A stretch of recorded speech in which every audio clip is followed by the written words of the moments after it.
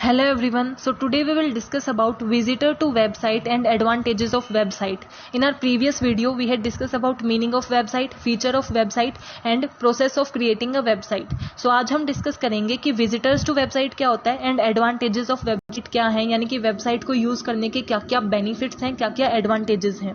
सो हम वेबसाइट का मीनिंग एक बार फिर से देख लेते हैं. तो वेबसाइट क्या होता है? Collection of web pages. और जब भी आप ई कॉमर्स करते हो यानी कि इलेक्ट्रॉनिकली बाइंग एंड सेलिंग कर रहे हो तो आप क्या करते हो? पर्सनली मीट नहीं करते, एक दूसरे के साथ फेस टू फेस आपका कनेक्शन नहीं होता. अब आप जब भी अमेजोन पे कुछ खरीदते हो, फ्लिपकार्ट पे कुछ खरीदते हो तो आप क्या करते हो? आप फेस टू फेस किसी सेलर से नहीं मिलते. आप क्या करते हो? आप अपनी फोन पे किसी एप्लीकेशन पे जाते हो और वहां से आप क्या करते हो? डिलीवरी लेते हो. आप वहां पे आप किसी भी प्रोडक्ट को खरीदते हो. सो वो क्या है? आपका वेबसाइट है.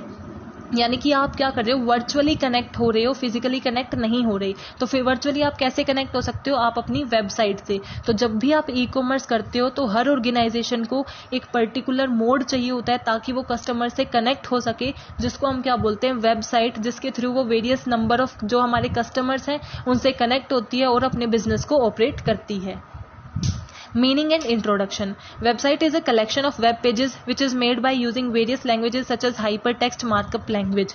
यानी कि वेबसाइट क्या है? कलेक्शन ऑफ वेब पेजेस है जिसमें हम सबसे पहला हमारा क्या होता है? होम पेज होता है. उसके बाद जो वेरियस पेजेस होते हैं वो हमारे क्या है? वेब पेजेस होते हैं. और उस पूरे कलेक्शन को हम क्या बोलते हैं? वेबसाइट बोलते हैं. और हम वेबसाइट को कैसे डिजाइन करते हैं? हाइपरटेक्स्ट मार्कअप लैंग्वेज या किसी और जैसे जावा लैंग्वेज का यूज करके. एक कोडेड लैंग्वेज होती है जिसकी हेल्प से हम क्या करते हैं? वेबसाइट को डिजाइन करते हैं, क्रिएट करते हैं. If any business enterprises go for online mode of business, so they must have so design and develop the website. यानी कि जब भी आप ई कॉमर्स करना चाहते हो, ऑनलाइन बिजनेस करना चाहते हो तो आपको अपने कस्टमर से कनेक्ट करने के लिए, क्योंकि आप फिजिकली तो कनेक्ट हो नहीं रहे, पर्सनली उनसे मीट नहीं कर रहे, तो आपको क्या करना होता है? वेबसाइट डेवलप करनी होती है.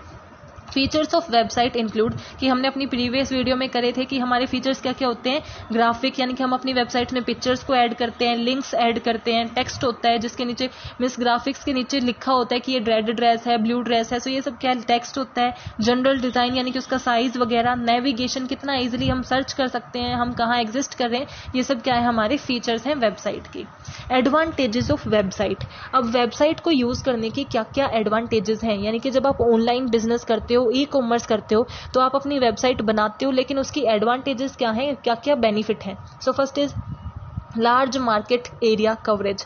अब आप खुद सोच के देखो कि आपकी एक फिजिकल स्टोर है तो आप उसमें कितना एरिया कवरेज हो सकता है? ऐसा तो है नहीं कि दूसरे देश से लोग आपकी दुकान पे चीजें खरीदने आएंगे, या फिर इतना मुश्किल नहीं होता. आप एक लोकल एरिया ही कवर कर सकते हो. ऐसा जरूरी नहीं है कि आप सिर्फ लोकल रह जाओ. ऐसा हो सकता है कि आप थोड़े से एरिया में वाइड हो जाओ, बट ज्यादा एरिया आप कवर नहीं कर सकते अगर आपकी फिजिकल स्टोर है तो. इसके लिए आपकी क्या होती है? एक लिमिटेड बाउंड्री हो जाती है. जब आपकी फिजिकल स्टोर होता है तो आप एक बाउंडेशन में बंधे रह जाते हो, एक एरिया में ही रह जाते हो. लेकिन अगर वेबसाइट है तो उसे कोई भी कहीं से भी एक्सेस कर सकता है. अगर आप इंडिया में हो, कोई अमेरिका से भी वहां पे एक्सेस कर सकता है. सो आपको क्या मिलता है? लार्ज मार्केट एरिया कवरेज मिलता है. कहीं से भी आप क्या कर सकते हो? एक्सेस कर सकते हो. Second is 24/7 availability.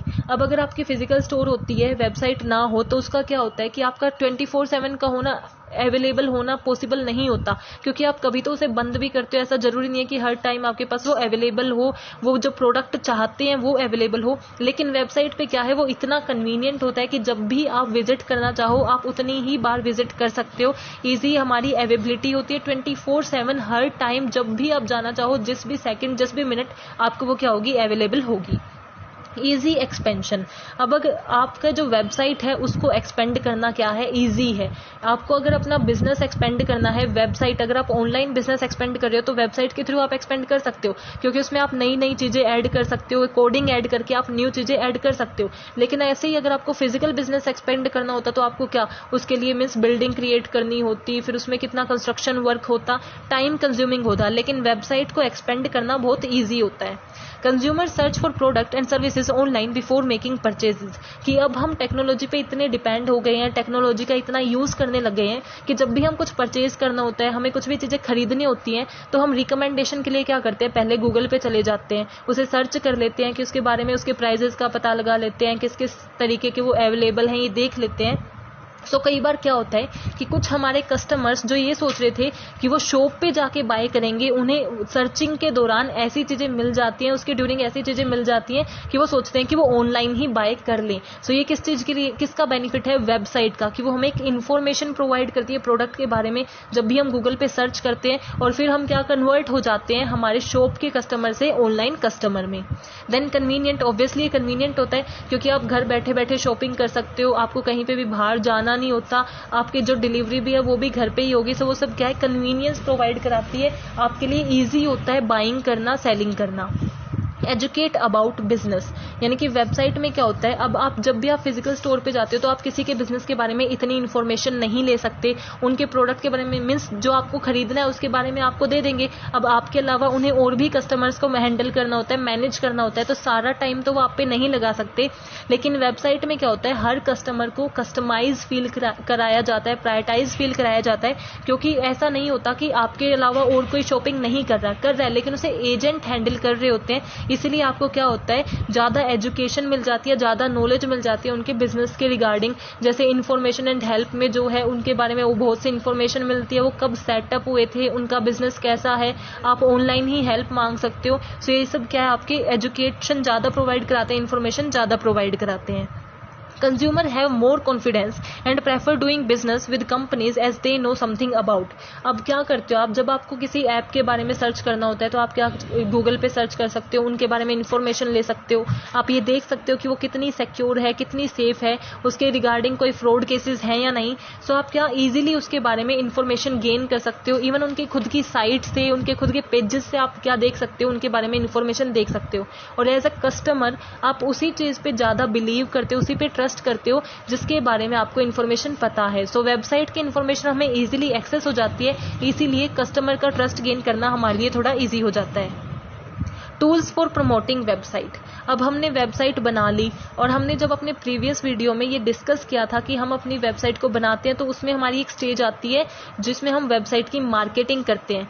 वही मार्केटिंग हम क्यों करते हैं, लोगों को अवेयर करने के लिए। अब आपने अपने बिजनेस चलाना था, आपने अपने बिजनेस के लिए वेबसाइट बना ली, उसमें प्रोडक्ट ऐड कर दिए, कोडिंग कर दी, ग्राफिक हो गया, लेकिन अगर किसी को कोई अवेयर ही नहीं है इस चीज़ के बारे में कि वो वेबसाइट आई है, नई वेबसाइट है भी या नहीं, आपका प्रॉफिट कैसे होगा, आपका बिजनेस कैसे ऑपरेट होगा, रन कैसे होगा। इसलिए आपको क्या करना होता है, अपनी वेबसाइट को प्रमोट करना होता है, लोगों को आपको अपनी वेबसाइट के बारे में अवेयर करना होता है कि हमारी न्यू वेबसाइट आई है, आप उस पर विजिट कीजिए, प्रोडक्ट को देखिए, तभी तो बाइंग एंड सेलिंग होगी। अगर अब जो भी वेबसाइट आप यूज़ करते हो, चाहे वो परचेजिंग के लिए लाइक आप फ्लिपकार्ट यूज़ कर रहे हो, आप अमेजोन यूज़ कर रहे हो, तो आपको उसके बारे में पता कैसे चला, आपने एडवर्टाइजमेंट देखी, आपने अपने फ़ोन में कहीं पे उसके बारे में ऐड देखी, कहीं पे उसके बारे में बैनर्स देखे, तभी तो आपको ये पता चला ना कि ये कोई वेबसाइट है जहाँ से हम शॉपिंग कर सकते हैं। हमें अपनी वेबसाइट को प्रमोट करना होता है ताकि उस लोगों को उनके बारे में अवेयर करें। When you are ready with your developed website you must to do your website marketing, यानी कि जब आप रेडी होते हो, अपनी वेबसाइट बना चुके होते हो, तो आपको वेबसाइट मार्केटिंग करनी ही होती है, क्योंकि मार्केटिंग नहीं करोगे तो आप कस्टमर गेन कैसे करोगे, विजिटर्स को गेन कैसे करोगे। आपको विजिटर चाहिए तो उन्हें अवेयर करना होगा, और अवेयर कैसे करोगे, मार्केटिंग से। which means promote your website and make people aware regarding your website। And marketing का मतलब ही क्या होता है, अपनी वेबसाइट को प्रमोट करना, लोगों को अवेयर करना, उन्हें ये बताना कि आपकी न्यू वेबसाइट है जहाँ पे आप किस चीज़ को बाय कर सकते हो। हमारे बहुत से मीन्स होते हैं जिससे हम अपने प्रोडक्ट को या अपनी वेबसाइट को कैसे कर सकते हैं, प्रमोट कर सकते हैं। For example email marketing. Email marketing क्या होती है कि आप लोगों को मेल कर रहे हो अपनी वेबसाइट के रिगार्डिंग। अब आपको सबके मेल कैसे मिलेंगे, इसमें क्या होता है कि जैसी आपकी वेबसाइट है, फॉर एग्जांपल आपकी वेबसाइट है जो टीनेजर्स हैं उनके लिए, हमारी कुछ ऐसी कंपनीज होती हैं जो डाटाबेस ही बेचती हैं, यानी कि उनका काम ही होता है सेलिंग ऑफ डाटाबेस। उनके पास क्या होता है, ईमेल एड्रेस होता है जो हमारे टीनेजर्स होते हैं। फॉर एग्जाम्पल जब भी आप किसी साइट पे लॉग इन करते हो तो आपसे क्या, आपकी ईमेल आईडी तो हमेशा ऑलमोस्ट मांगी ही जाती है, और कई बार आपका फोन नंबर भी मांगा जाता है। जो आपकी ईमेल आईडी होती है ना वो एक बैक एंड में स्टोर हो जाती है। सो जितनी भी ईमेल आईडी, फिर बहुत सी ऐसी वेबसाइट होती है जिसमें आपकी एज पूछी जाती है कि आपकी एज कितनी है जब आप लॉग इन करते हो। सो जो हमारी पर्टिकुलर एज का डाटा जिस भी कंपनी को चाहिए होता है ना, सो जिसके पास वो बैक एंड पे डाटा है उससे परचेज कर लिया जाता है, और उसे परचेज करने के बाद उन ईमेल पे अपनी वेबसाइट के प्रमोशन के लिए आप क्या करते हो, प्रमोशनल आपको ईमेल आते हैं। जैसे आपकी जब भी आप ईमेल देखते हो तो प्रमोशनल इमेज बहुत होते हैं। सो वो कहाँ से आते हैं, ईमेल मार्केटिंग से।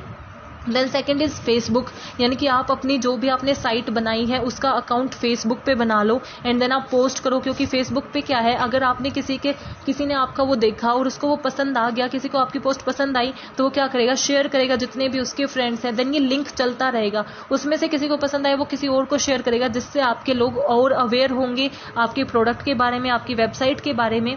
देन इंस्टाग्राम भी एक सोशल पेज है, सोशल ऐसा प्लेटफॉर्म है जहाँ पे आप क्या कर सकते हो, अपने प्रोडक्ट को पॉपुलर कर सकते हो, उसे प्रमोट कर सकते हो। ऐसा जरूरी तो नहीं है कि आप सिर्फ अपनी वेबसाइट का एक अकाउंट बनाओ। अपनी वेबसाइट के अकाउंट के साथ साथ जो उस साइट पे या फिर जो भी वो हमारी जैसे इंस्टाग्राम है, फेसबुक है, उस ऐप पे पॉपुलर लोग हैं, यानी कि जिनके बहुत ज़्यादा फॉलोअर्स हैं, मिलियंस में हैं, उनको हम क्या कर सकते हैं, एज ए एम्बेसडर ले सकते हैं। उनको हम क्या करेंगे कि वो हमारी साइट के रिगार्डिंग पोस्ट करें। जो हमारा पेड प्रमोशन होगा, ऑब्वियसली हमें पे करना होगा, बट जैसे वो अपने इन्फ्लुएंसर को पोस्ट करेंगे तो उनमें से सब हमारी जितने भी कुछ विजिट करेंगे, विजिट करने से हमारा ट्रैफिक बढ़ेगा।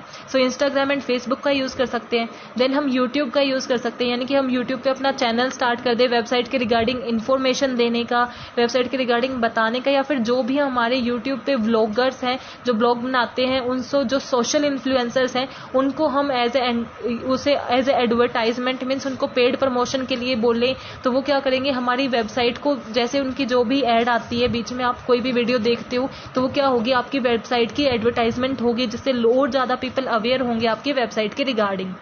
सोशल इन्फ्लुएंसर, यानी कि जो भी सोशल इन्फ्लुएंसर्स हैं, ऐसा जरूरी नहीं है कि हम सिर्फ ऑनलाइन सोशल इन्फ्लुएंसर को ही देखें। अगर कोई ऐसे हैं जो वैसे सोशल इन्फ्लुएंसिंग का वर्क करते हैं, उनको हम बोल सकते हैं हमारे जो वेबसाइट है उसे प्रमोट करने के लिए, ज़्यादा से ज़्यादा लोगों के बीच में अवेयर करने के लिए। हम सोशल इन्फ्लुएंसर को क्यों यूज़ करते हैं, क्योंकि उनके साथ बहुत से लोग जुड़े होते हैं, और अगर वो ये मैसेज शेयर करते हैं तो वो बहुत जल्दी स्प्रेड होता है और हमारी प्रमोशन ज़्यादा जल्दी होता है। Connecting with other local businesses, यानी कि जैसा आप बिजनेस लेके आए हो, बाकी जो लोकल बिजनेसेस हैं जिससे आपकी डीलिंग होती है उनके साथ कनेक्ट होना, उनको ये बताना कि जब भी मीन्स आप अवेयर करो, वो बिजनेस हाउसेज एडवर्टाइज कर सकते हैं आपका बैनर लगा सकते हैं। जैसे कई शॉप पे दूसरी शॉप्स का बैनर लगा होता है जो एक दूसरे से कहीं ना कहीं कनेक्ट होती हैं। सो अदर जो लोकल बिजनेसेस हैं उनसे कनेक्ट होना, और ताकि आपका प्रमोशन जो है वो बढ़ाया जा सके।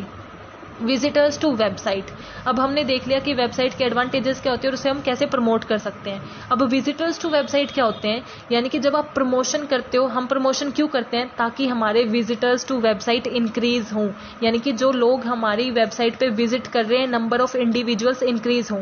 जैसे हम किसी टीवी शो की बात करते हैं, किसी सीरीज की बात करते हैं, तो हम बोलते हैं कि इसकी टीआरपी बहुत ज़्यादा आई, इसका मतलब ये पॉपुलर है।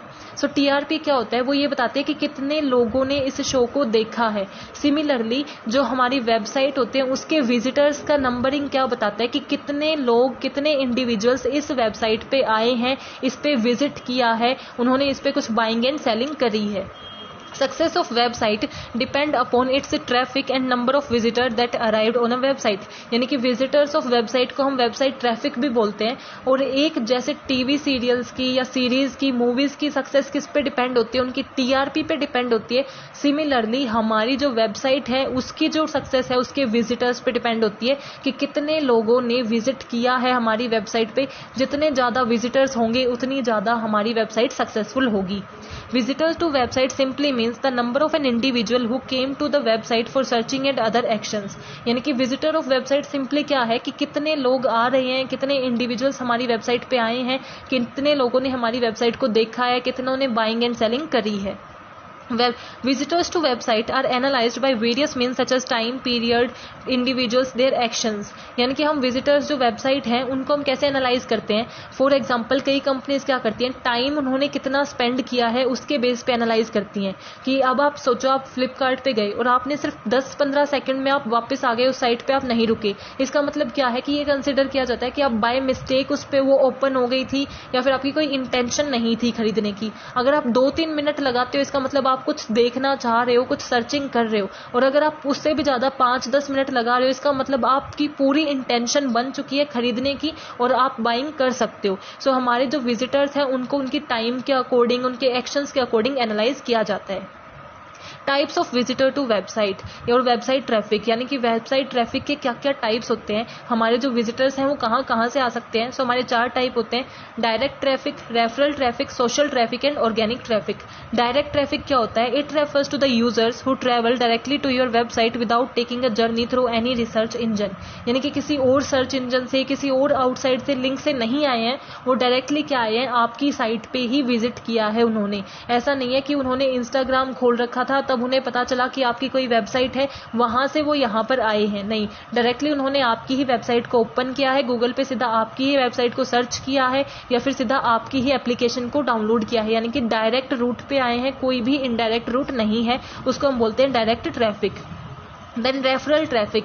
रेफरल ट्रैफिक क्या होता है? किसी रेफरेंस से आए हैं, यानी कि उनको व्हाट्सएप पे उनके किसी फ्रेंड ने लिंक सेंड कर रखा है या फिर इंस्टाग्राम पे वो कुछ सर्फिंग कर रहे थे, वहां पे उनको मिल गया है, या फिर जहां कहीं और वो किसी और एप्लीकेशन पे थे वहां पे आपका लिंक उन्हें मिल गया और वहां से वो क्या कर रहे हैं, यहाँ पे पहुंचे हैं. यानी कि आपने प्रमोशन के लिए फॉर एग्जाम्पल यूट्यूब वीडियो बनाई थी, यूट्यूब वीडियो से वो आपकी वेबसाइट पे पहुंचे तो वो क्या हो गया? रेफरल हो गया, क्योंकि वो यूट्यूब वीडियो से पहुंचे, उधर की रेफरेंस से आपकी साइट पे आए हैं.